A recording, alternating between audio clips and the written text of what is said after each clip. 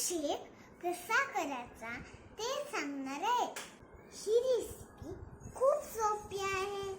चला तर मग चालू करूया रेसिपी. चिकू शेक करण्यासाठी साहित्य: 2 चिकू, 3 चमचे साखर, 1 ग्लास दूध आणि बदाम आणि काजू. आता आपण चिकूचे साल काढून त्याचे बारीक तुकडे केले आहेत. चिकूचे तुकडे ब्लेंडर मध्ये घालूया. मग आपण चिकूचे तुकडे ब्लेंडर घातल्यावर चांगले मिक्स करून घेऊया. आता हे आपण चिकू बारीक करून घेतले आहे. आता साखर यात घालूया.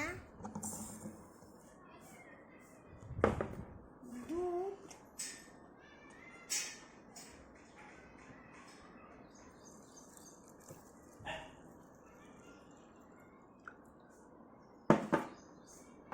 काजू आणि बदाम.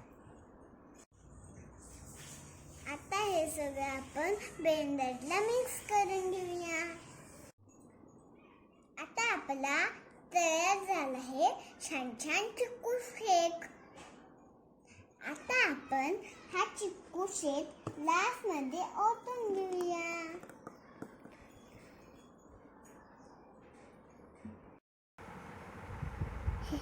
ह्यावर बदामचे तुकडे टाकून घेऊया.